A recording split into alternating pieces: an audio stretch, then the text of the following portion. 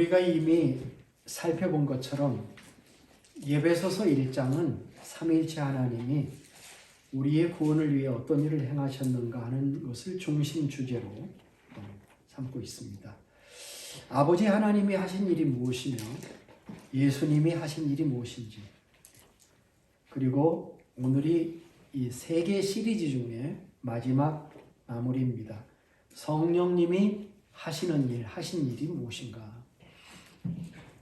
우리가 이것을 아는 것, 삼위일체 하나님이 하시는 일, 하신 것을 아는 것이 우리 신앙에 매우 중요합니다. 하나님은 과거의 하나님이 아니시며 하나님은 현재의 하나님이기도 하시며 또 미래의 하나님도 되십니다.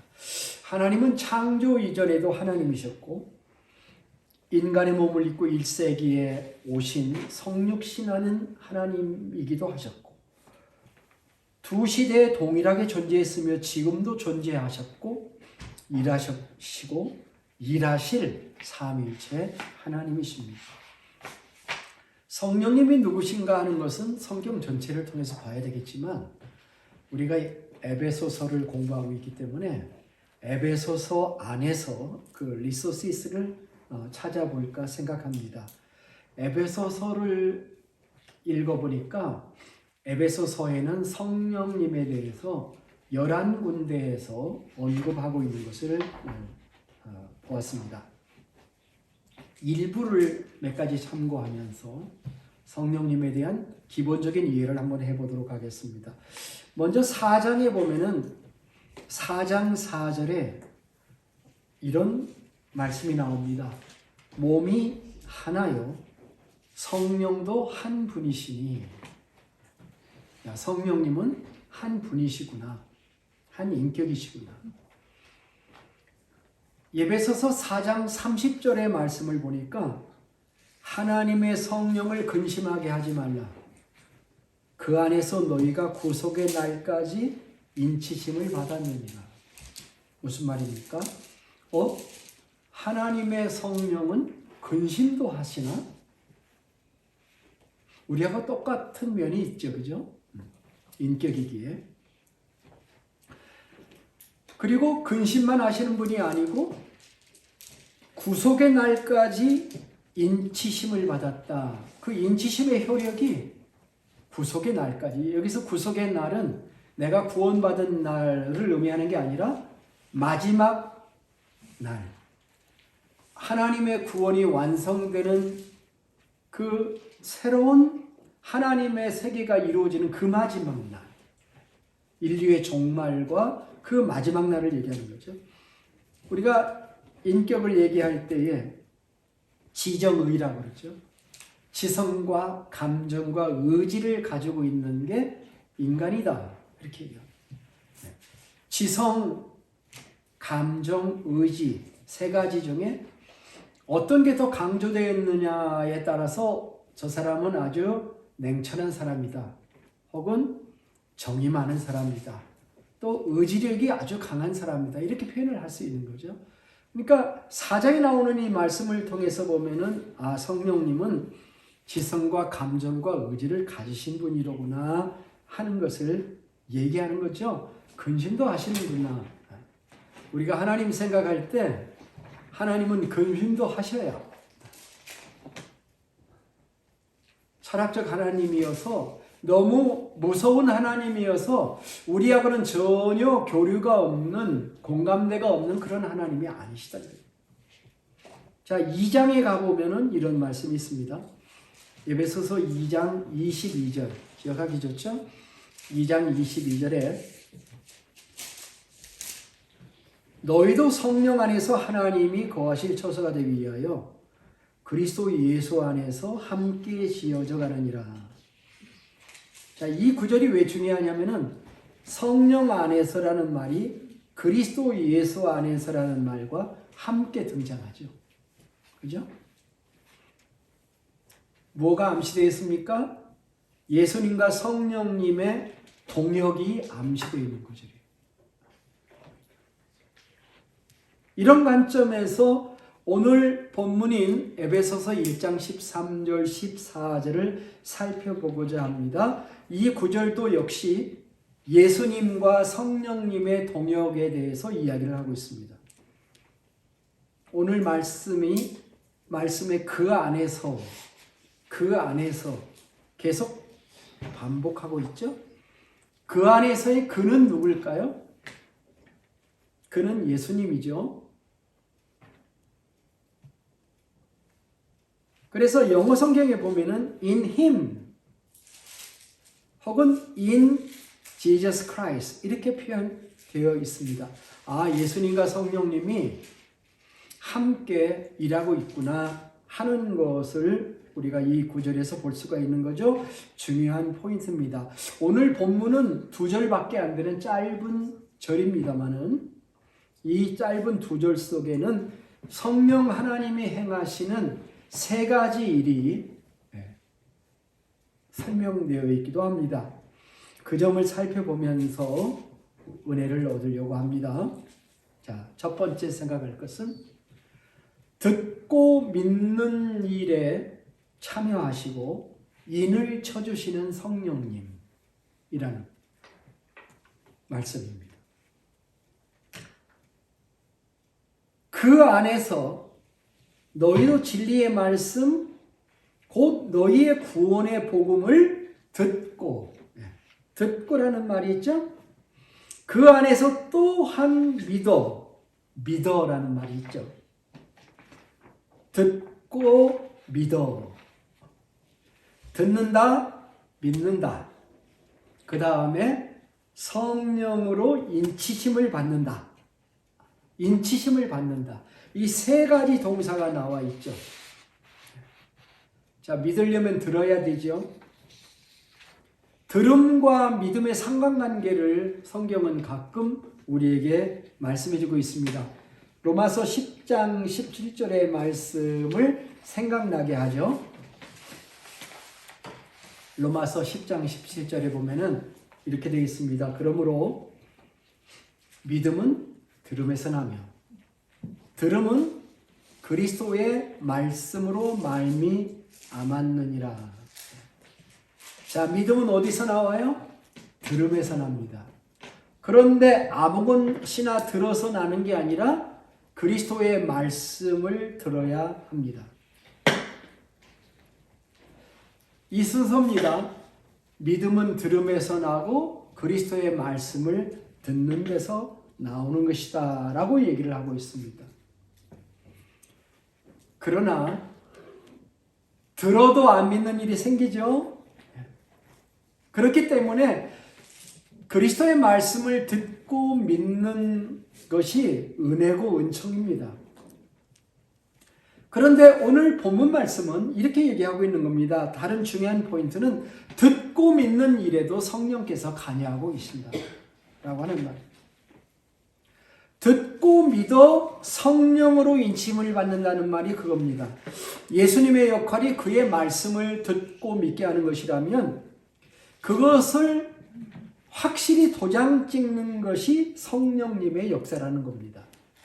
인이라고 하는 말, 아까 인이라는 게 뭐냐, 인치심이라는 게 뭐냐 그렇게 물었는데 인자가 도장 인자입니다. 영어로 seal이라고 해요.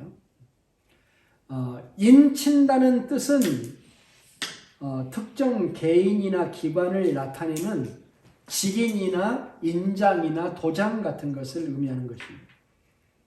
그것이 딱 찍힌다고 하는 것은 그 기관이나 개인이 그것을 확정해주고 보증해준다는 표시입니다. 아, 성령님은 듣고 믿은 자에게 인을 쳐주시는구나. 근데 언뜻 읽으면 마치 성령님은 도장만 찍는 분이신가 하는 느낌을 가지게 합니다. 그것은 오해입니다. 성령님은 도장만 찍는 분이 아니십니다. 그분은 가만히 앉아서 복지부동하고 도장이나 찍는 분이 아니십니다. 사실상 성령님은 굉장히 다이내믹하신 분입니다. 예수님과 동역하시면서 모든 일에 열정적으로 그 주님의 일에 관여하시고 활동하시는 거예요. 이 점을 확실하게 알려주는 것이 고린도전서 12장 1절부터 3절의 말씀입니다. 고전 12장 말씀, 형제들아 신령한 것에 대하여 나는 너희가 알지 못하기를 원치 아니하노니. 자, 사도 바울은 지금 신령한 것에 대해서, 스피리추얼한 것에 대해서 지금 얘기를 하고 있다. 그렇게 지금 전제를 하고 들어가는 거죠. 너희도 알거니와 너희가 이방인으로 있을 때에 말 못하는 우상에게로 끄는 그대로 끌려갔느니라. 과거 얘기를 하고 있습니다. 그러므로 내가 너희에게 말하노니, 그 다음부터는 아마 들어본 적이 있을 거예요. 하나님의 영으로 말하는 자는 누구든지 예수를 저주할 자라 하지 아니하고 또 성령으로 아니하고는 누구든지 예수를 주시라 할 수 없습니다. 도장만 찍는 분이 아니죠, 그죠? 제 말씀의 포인트를 잡으십시오. 이 구절이 의미하고 있는 것은 듣고 믿는 것에 성령님이 함께 하셨다라고 하는 것을 이야기하는 것입니다. 그것이 영적 진리라는 것입니다. 그렇게 볼 때 우리는 의문 하나가 풀렸죠. 왜 똑같이 하나님의 말씀을 들어도 어떤 사람에게는 믿음이 생기고 어떤 사람에게는 믿음이 안 생기는가 하는 것을 우리가 알 수 있는 그 차이점이 뭡니까? 성령님이, 진리의 성령께서 그 진리를 우리에게 깨닫게 해주시고 빛의 조명을 해주실 때만 우리는 그 진리를 깨달을 수 있다는 말씀입니다. 성경은 불신자들에게는 알지 못할 비밀이기 때문인 것입니다. 성령님은요, 정말 다양하게 신약 성경에 설명되어 있습니다. 우리 신앙생활의 핵심적인 모든 것을 관여하시는, 수행하시는 분이십니다. 에베소서 6장 17절에서는 하나님의 말씀을 뭐라고 설명했냐면 성령이 사용하는 검이다 라고 얘기했어요. 자, 하나님의 말씀이 검인데 그 검을 내가 사용하는 게 아닙니다. 성령님이 사용하는 검. 멋진 말씀이죠. 고린도전서 12장 8절에서는 성령께서는 사람들에게 지혜의 말씀도 주시고 지식의 말씀도 주시는 분이라고 소개를 합니다. 사도행전 16장 6절에 보면은 성령님은 때때로는 어느 지역에서는 전도를 막는 분이십니다. 그 말의 의미는 무엇입니까? 성령님은 선교의 주체가 되시는 분이시다. 그렇게 우리에게 말씀하고 있는 거죠. 사도행전 10장 44절부터 46절에 보면은 성령님은 말씀 전할 때 뭔가 역사하시는 분으로, 뭔가 부어주시는 분으로 설명되어 있습니다.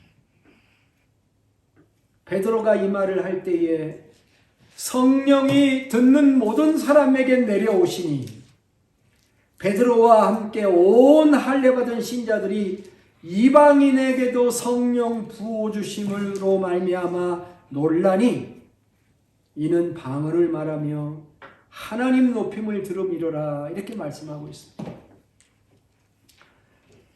요한계시록은 성령과 교회의 관계를 이렇게 규정합니다. 성령은 교회에게 말씀하시는 분이시다. 교회를 향해서 말씀하시는 분이시다. 여러분 읽어보셨죠? 요한계시록 2장과 3장에 보면은 7교회에게 말씀하시는 말씀이 있는데 한 교회의 말씀을 끝낼 때마다 후렴처럼 따라 붙는 구절이 뭡니까? 바로 그거죠. 귀 있는 자는 성령이 교회들에게 하시는 말씀을 들을지어다. 그렇습니다. 교회는 늘 성령님의 말씀을 들어야 됩니다. 말씀하여 주시옵소서. 귀를 기울여야 합니다. 이렇듯 성령님은 다양하게 우리의 신앙생활과 교회 활동에 관여하는 분이시다. 그런데 오늘 본문에는 성령님은 우리가 듣는 일에, 믿는 일에 관여하시며 마지막 도장을 찍어주시는 분이시다. 인쳐주시는 분이시다. 라고 말씀을 하고 있는 것입니다. 성령은 왜 우리를 도장을 찍으실까요? 인치심이 우리에게 주시는 목적과 축복이 무엇인지를 살펴봅시다. 그게 14절입니다. 오늘 말씀의 두 번째 구절입니다. 이는 우리 기업의 보증이 되사 그 얻으신 것을颂扬하시고 그의 영광을 찬송하게 하려 하십니다. 세 가지 소중한 게 담겨져 있어요. 그 속에 보증이라는 단어, 또颂량이라는 단어가 한 번 더 담겨 있고 찬송이라는 단어가 있습니다. 여기서 우리가 세 가지를 살펴보죠. 첫째, 성령의 보증이라는 단어입니다. 이는 우리 기업의 보증이 되사. 이 보증이라고 하는 용어는 원래 성경 용어가 아니라, 헬라의 용어는 성경 용어가 아니라 상업 용어였습니다. 보증 쓰는 거 아시죠? 계약금을 의미하기도 했습니다. 보증금이라고 붙이면 계약금이죠, 그죠? 그러니까 요즘 시대의 무역 거래에서, 상거래에서 신용 보증을 서는 일은 굉장히 중요한, 우리 자매는 카드 가지고 있어요?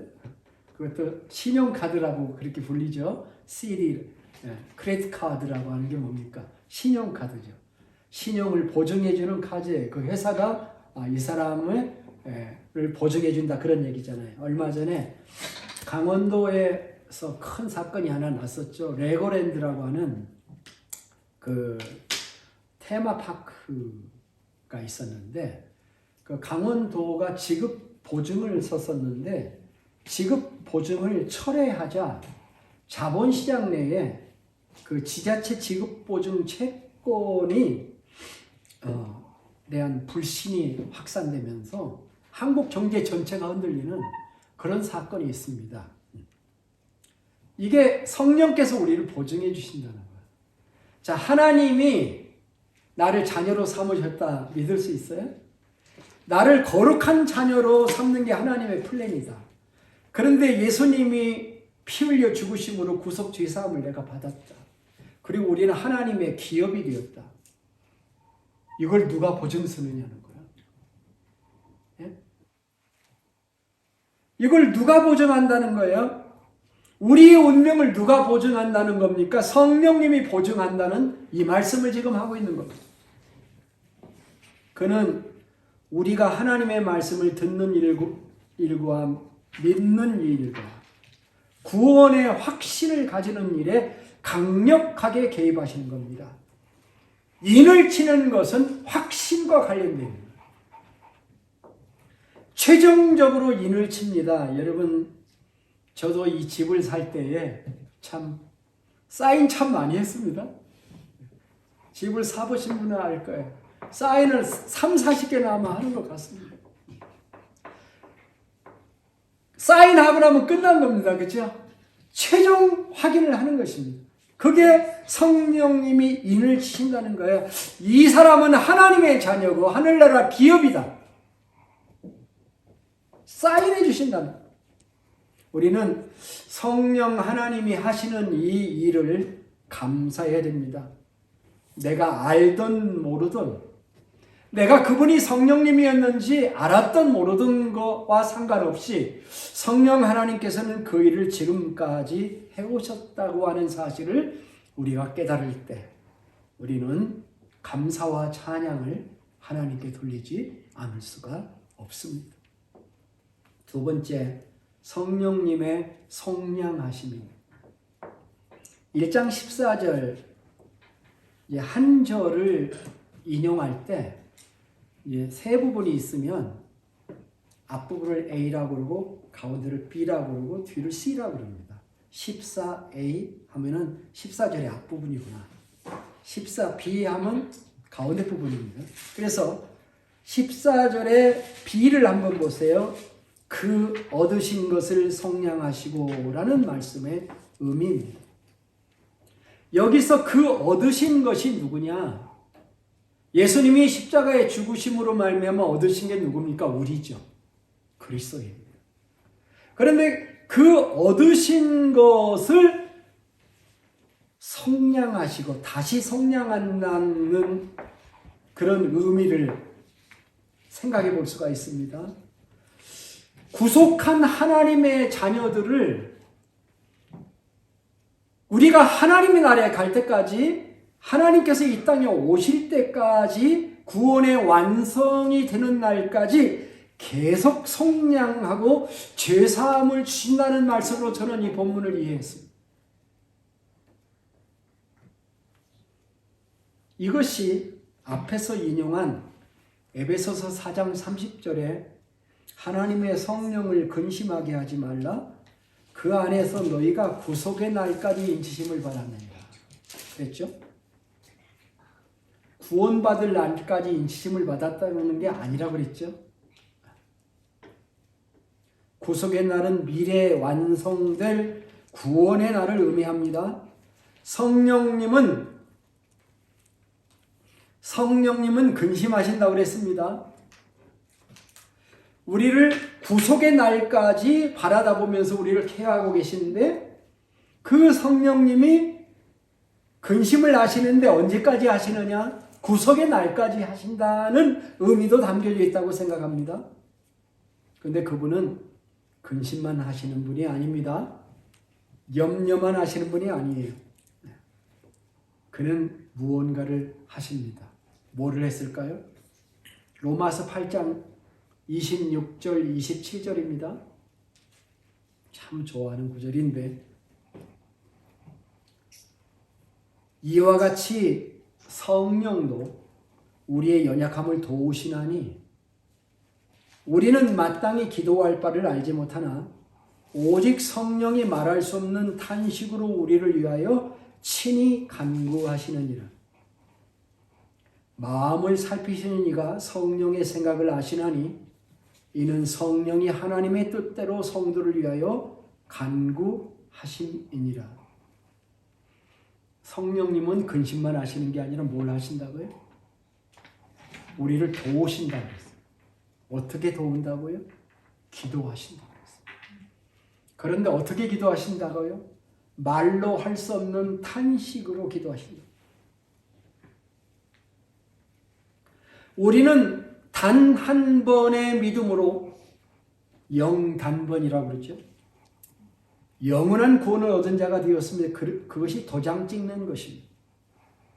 너는 하나님의 자녀다라고 말해요. 이게 구원의 확신이에요. 그러나 실제적으로는 지속적으로 하나님의 구원이 우리는 필요한 자들이에요. 이것을 현재 구원이라고 해요.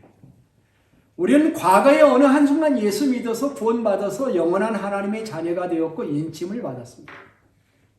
그런데 그것으로 다 한 번에 우리가 완전히 바뀌었으면 참 좋은데 그렇지 않습니다. 우리는 아직 이 악한 세상에 존재하고 있기 때문이고, 그래서 아직도 sanctification, 성화되어가는, glorification, 영화되어가는 과정을 겪고 있는 인간이기 때문에 그렇습니다. 아직도 인간이라는 자아와 그 죄성을 가지고 있습니다. 따라서 하나님은 계속 성령을 통해서 우리를 속량하고 계신 거예요. 이것이 어떤 의미에서는 짐이 되실 수가 있어요, 하나님께. 여러분, 자녀들을 책임지고 있는 부모의 입장에서는 항상 하나를 넘으면 또 다른 것이 있는 것처럼. 구약의 다윗은 뭐라고 얘기를 했냐면, 하나님의 짐지심에 대해서 이렇게 시편 68편 19절 20절에서 이렇게 기록을 하고 있습니다. 날마다 우리의 짐을 지시는 주, 곧 우리의 구원이신 하나님을 찬송할지로다. 하나님은 우리에게 구원의 하나님이라. 여러분, 우리는 날마다 내가 짐을 지고 있다고 생각하시죠? 그죠? 자유하면 참 좋습니다. 그렇지만 우리는 날마다 무언가의 짐을 지고 있습니다. 그런데 날마다 짐을 지고 힘들어하고 있는 것을 보는 주님은 또 다른 짐을 가지고 계십니다. 날마다 우리의 짐을 지시는 주님이라고 하는 이 다윗의 경험, 그 직관, 그 통찰력. 하나님은 한 분만 우리의 짐을 지시고 나머지는 너희가 라고 말씀하시는 분이 아니십니다. 그는 날마다 우리의 짐을 지십니다. 그 말씀의 의미가 그 얻으신 것을 성량하시고 라고 하는 의미입니다. 셋째, 1장 14절 C를 보면 성령의 찬송케 하심을 볼 수가 있습니다. 이는 우리의 기업의 보증이 되사 그 얻은 것을 속량하시고, 그 다음 구절이 그의 영광을 찬송하게 하려 하심이라. NIV 성경의 번역에 보면은 이렇게 번역할 수가 있습니다. 그의 소유된 자들을 구속하여 그의 영광을 찬미하기까지 하리라. 멋진 번역이 아닐 수가 없습니다. 성령님은 우리를 언제까지 보증해 주시고 성령하시는 일을 하실 것인가? 그의 영광을 찬미하기까지입니다. 인간이 참된 인간이 되었다 함은 부모의 은혜를 알고 스승의 은혜를 알고 생명 주신 하나님의 은혜를 알 때인 것입니다. 우리가 참다운 신앙이 되는 것도 마찬가지입니다. 하나님을 정말 가슴에서 하나님 앞에 서면 거룩한 두려움도 생기고, 하나님 앞에 서면 황홀한 그 감정을 가지고 주님 앞에 몰입하며 예배할 수 있고,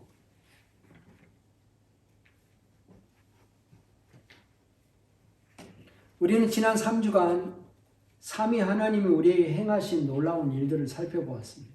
아버지 하나님은 선택과 예정을 하셨고, 예수님은 대속 곧 죄사함을 그리고 지혜와 총명을 넘치게 해주셨고 우리를 하나님의 기업이 되게 하셨습니다. 성령님은 우리의 기업의 보증이 되시고 날마다 속량을 우리에게 베푸시고 그리고 우리를 찬송의 세계로 이끄십니다. 사도 바울은 우리를 향한 이 삼위일체 하나님의 놀라운 은혜의 적용의 정점, 그 최고점을 찬양으로 찍고 있습니다. 그는 앞에서도 삼위일체 하나님의 행적을 하나하나 말할 때마다 그 한 분 한 분을 말할 때마다의 마지막 마무리를 찬양으로 했었습니다. 그게 6절이고 12절이고 14절이고 6절에 이렇게 말했죠. 이는 그가 사랑하시는 자 안에서 우리에게 거저 주시는 바 그의 은혜의 영광을 찬송하게 하는 것이다.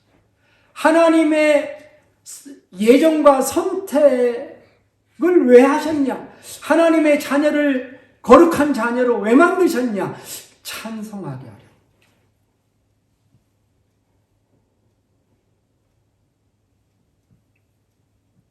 12절에 이는 우리가 그리스도 안에서 전보로 바라던 그의 영광의 찬송이 되게 하십니다. 예수 그리스도의 사역의 결론도 컨클루션이 뭡니까? 찬송이 되게 하려. 14절에 오늘 말씀이 마찬가지입니다. 그의 영광을 찬송하게 하려는 것입니다. 삼위 하나님이 우리에게 요구하는 것은 한 가지입니다. 다른 거 아니에요. 우리가 하나님을 예배하고 찬양할 줄 아는 것입니다. 바울은 로마에 사는 그리스도인들에게 편지를 남겼습니다. 로마서 1장 20절부터 25절의 말씀인데요. 이런 말씀입니다. 창세로부터 그의 보이지 않은 것들 곧 그의 영원하신 능력과 신성이 그가 만드신 만물에 분명히 보여 알게 되었나니 그러므로 그들이 핑계하지 못할지라 하나님을 알되 하나님을 영화롭게 아니하고 감사치도 아니하고 오히려 그 생각이 허망하여지고 미련한 마음이 어두워져서 스스로 지혜 있다 하나 어리석게 되어 썩어지지 아니할 하나님의 영광을 사람과 금수와 버러지 형상의 우상으로 바꾸었느니라. 그러므로 하나님이 그들의 마음의 정욕대로 더러움에 버려두사 그들의 몸을 서로 욕되게 하게 하셨으니 이는 그들이 하나님의 진리를 거짓 것으로 바꾸고 피조물을 조물주보다 더 경배하고 섬김이라. 그러면서 마지막에 이 말씀입니다. 주는 곧 영원히 찬송하시리로다.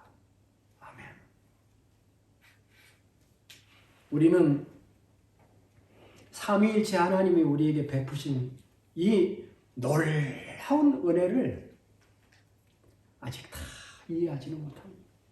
너무 깊어요. 넓이와 길이와 높이와 길이가 너무 방대해. 그러나 한 가지는 분명합니다. 나 하나 구원하시려고 삼위 하나님이 하신 일이 참으로 방대하다는 것입니다.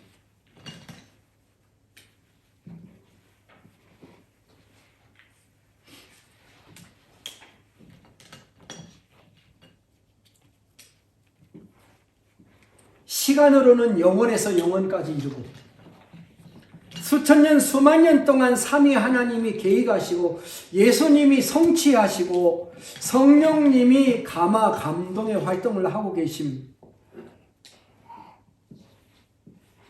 이 모든 것을 생각해 보면 우리는 참으로 감격스럽고 이 하나님의 은혜와 섭리에 영광과 찬양을 돌리지 않을 수가 없습니다. 복음은 그렇게 쉽게 만들어진 게 아닙니다. 예수 믿어서 구원받는 진리가 불신자들에게는 미련하게 보이고 단순하게 보이지만 우리 구원받은 하나님의 백성들에게는 이 복음이야말로 인류 역사를 관통하는 유일무이의 하나님의 거대 프로젝트라고 하는 사실을 알아야 됩니다. 그리고 이것을 받아들여야 됩니다. 이 복음을 거절하지 마세요. 참빛 곧 세상에 와서 각 사람에게 비치는 빛이 있었나니 그가 세상에 계셨으며 세상은 그로 말미암아 지은 바 되었으되 세상이 그를 알지 못하였고 자기 땅에 오매 자기 백성이 영접하지 아니하였으나 영접하는 자 곧 그 이름을 믿는 자들에게는 하나님의 자녀가 되는 권세를 주셨으니 이는 혈통으로나 육정으로나 사람의 뜻으로 나지 아니하되 오직 하나님께로서 난 자들입니다. 기도하겠습니다. 삼위일체 하나님이 행하신 위대한 일들을 알게 해주셔서 감사합니다. 밤하늘의 별처럼 초롱초롱한 성령의 빛이 우리에게 비추시어 예수 그리스도를 알게 하시고 믿게 하시고 인쳐주시어 우리를 영원한 자녀로 만들어주심을 감사 찬양드립니다. 존귀하신 삼위 하나님께 영광과 찬양을 돌립니다. 존귀하신 주님의 이름으로 기도합니다.